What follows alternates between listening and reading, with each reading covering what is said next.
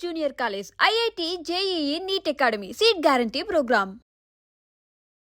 Now responsibilities, only two responsibilities I take. One is acting, second thing is medicine.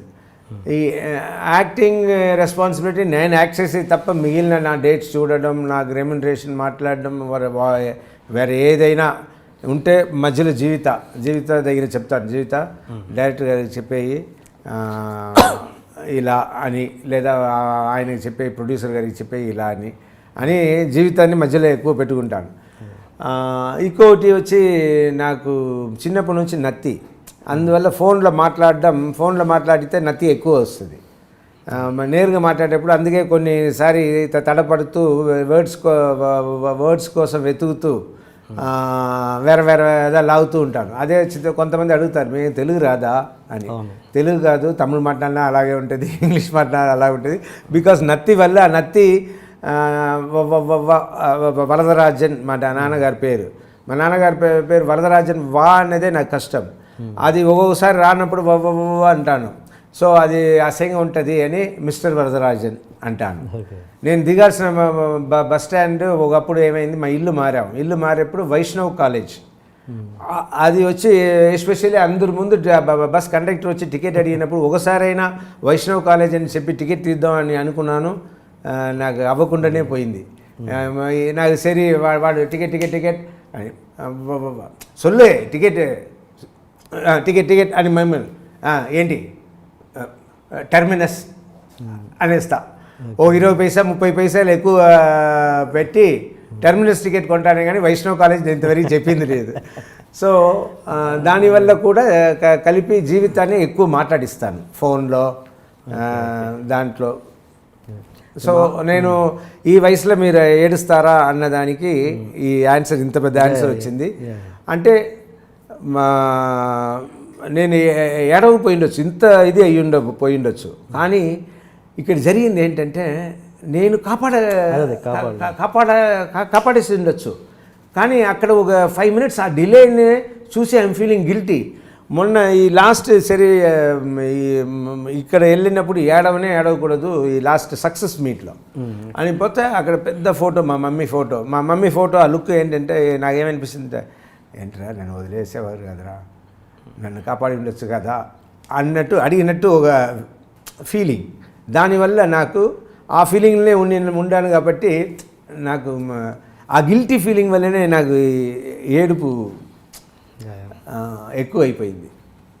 I'm feeling guilty even now because I have ఎన్నో ప్రాణాలు కాపాడి ఉన్నా.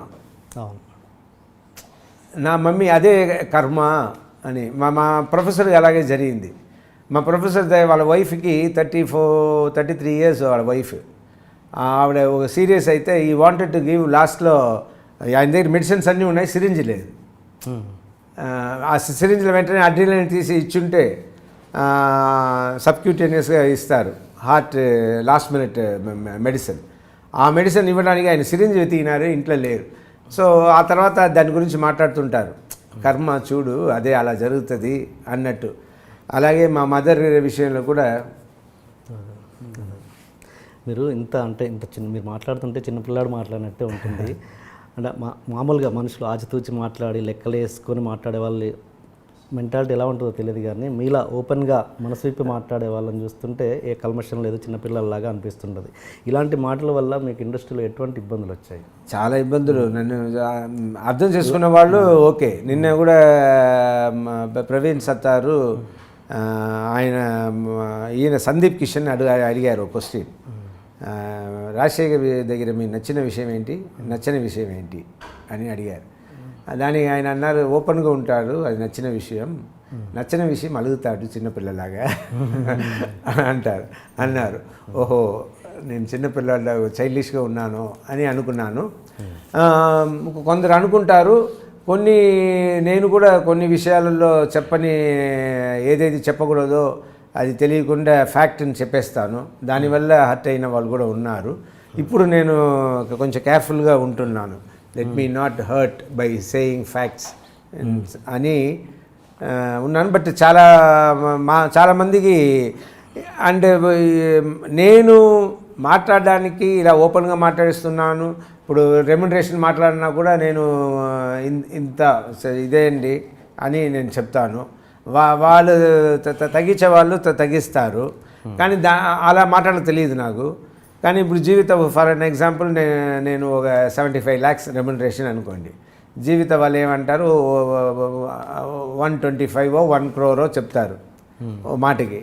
So లాస్ట్లో ఆయన 75 వచ్చేలా వాళ్ళు మాట్లాడతారు. నేను బిగినింగే 75 ఏంటి నా రెమ్యునరేషన్, మీరు చేస్తారని, పోయిన వాళ్ళు ఇంతకుముందు ప్రొడ్యూసర్ ఇచ్చారు, మీరు ఇస్తారంటే ఇవ్వండి అన్నట్టు చెప్పాను అనుకోండి.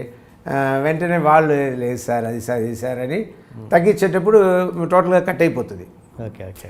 నేను ఏదో రూడ్గా ఉన్నట్టు. జీవిత అంటే వాళ్ళ దగ్గర అన్ని విషయాలు వింటుంది. బట్ ఆవిడను కరెక్ట్ లాస్ట్లో వచ్చేది ఏంటంటే వాళ్ళు చెప్తారు, మా ఇంత లాస్ అయిపోయిందమ్మా, ఇది ఈ సినిమాలో వస్తే ఇస్తాము అన్నట్టు అంటారు. వచ్చినా కూడా ఇవ్వరు లాస్ట్లో. ఇలా మేము చాలా ఏమారుతూ ఉంటాము. అంతే. ఈ ఇంటర్వ్యూ చూసాక జనాలు 50 నుంచి స్టార్ట్ చేస్తారు. అది జీవితం చూసుకుంటుంది. రెడీ. ఓకే అండి. ఓకే. ఇప్పుడు ఈ సినిమాలో గరుడ వేగాలో ఎలా అంటే మేము ప్రొడ్యూసర్ కాబట్టి ఇప్పుడు వస్తే ఇప్పుడు తెలుస్తుంది కదా. ఓకే. సో కొంచెం అప్పులు తీరుతుంది నాకు. మామూలుగా మీరు ఇప్పుడు నత్తి అన్నారు కదా, మీరే అన్నారు. అది మామూలుగా షూటింగ్లో ఎలా మేనేజ్ చేస్తారు అంటే మీ వాయిస్ కొన్ని వర్డ్స్ రాదు.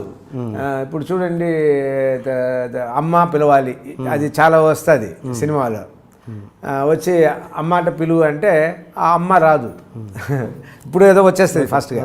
అక్కడ అన్ని కెమెరా పెట్టినప్పుడు అమ్మ అని రాదు. దాన్ని ఏం చేస్తాను, వెళ్ళి ఆ తలుపు ఉంటుంది కదా, ఆ తలుపు కొట్టుతూ అది ఒక అమ్మ, దాని ఒక ఇనిషియల్ మూమెంట్, ఒక హెల్ప్ కావాలి. అలా తలుపు కొట్టేసేస్తాను. అది ఒకసారి అంటే రవిరాజ తలుపు కొట్టకుండా అమ్మని పిలవండి సార్ అన్నారు. రవిరాజ పిన్సిటీ ఏదో దీంట్లో, సార్ తలుపు కొట్టకుండా నాకు రాదు నత్తి దాని. ఆయన చిన్న ఫస్ట్ ఆయన తలుపు కొట్టకుండా నాకు రావట్లేదు అని ఆయన ఫస్ట్ కొంచెం ఇరిటేషన్ వచ్చింది. లేదు సార్ నాకు నత్తి, అందువల్ల కొంచెం అది సరే, తర్వాత ఓకే అన్నారు. సో అలా ఉంటుంది. ఓకే. నేను అనేది ఎంత సాయి కుమార్ గారు డబ్బింగ్ చెప్పినా కూడా ఆ బేస్ మీలో ఉండదు కదా, కొంచెం ఇదిగా ఉంటుంది కదా. అవును, Sai Kumar voice is better voice than mind. అంటే అనేది ఆ ఎమోషన్ అన్నది వాయిస్కి రిలేటెడ్గా ఖచ్చితంగా ఉంటుంది కదా. అవును. అంత మీ ఫేస్ చూస్తేనే అంత అగ్రెసివ్గా ఎమోషనల్గా ఉంటుంది. మీ వాయిస్ ఏమో కంప్లీట్ ఆపోజిట్. ఓకే, నాట్ కంప్లీట్గా ఆపోజిట్.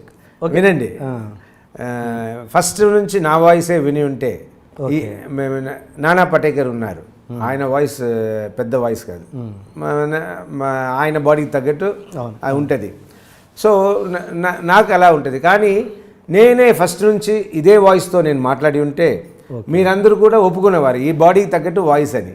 కానీ ఫస్ట్ ఏంటంటే నాకు తెలుగు రావడం కష్టం ఒకటి. తెలుగు ఎందుకు నాకు రాదంటే నేను తెలుగు వాణియే, కానీ పుట్టి పెరిగింది చెన్నై కాబట్టి అక్కడ తమిళ మీడియం. మా ఫాదర్ పోలీస్ ఆఫీసర్ కూడా. ఇంగ్లీష్ మీడియం స్కూల్ కూడా లేదు. ఎందుకంటే ఆ విలేజెస్లో అంతా ఫస్ట్ ఉత్తమపాలయం, తేని అన్న ఊర్లో, తేని ఉన్న ఊర్లోనే మదురై డిస్ట్రిక్ట్లో పుట్టాను. అన్ని ట్రాన్స్ఫర్ ఉంటే అక్కడ ఇంగ్లీష్ మీడియం కూడా లేకుండా తమిళ మీడియంలో వేశాను. సో నేను చదువుకుందంతా తమిళ మీడియం, తమిళ్ బాగా తెలుసు. తమిళ్ల కవిత్వం కూడా నేను రాయగలుగుతాను, కానీ తెలుగు చదవడం రాదు. మా ఇంట్లో మా తెలుగే మాట్లాడుకుంటాం, కానీ తమిళ్ మిక్స్ అయిన తెలుగు, చెన్నై తెలుగు మీకు ఎలా ఉంటుందో అలా 30-40% మన తెలుగు వాళ్ళు ఉన్నారు చెన్నైలో. అక్కడ ఉంచి నేను వచ్చిన వాడిని. సో నా మాటలు ఫస్ట్ టి కృష్ణ గారు, నాకు తెలుగు సరిగా రాదు ఒకటి, రెండవది వచ్చి నత్తి. డబ్బింగ్లో లూప్ వస్తుంది, వచ్చి మాట్లాడే లోపల వెళ్ళిపోతుంది కదా. సో అందువల్ల ఏం చేశారు ఆయన, తెలుగు రావట్లేదు, నత్తి ఉంది కాబట్టి సాయి కుమార్ని డబ్బింగ్ చెప్పించారు. చెప్పించినప్పుడు అదే అలవాటు. ఆ అలవాటు అయిన తర్వాత అందరూ దానికి అలవాటు అయిపోయారు. ఇప్పుడు మీరు అదే అడుగుతున్నారు.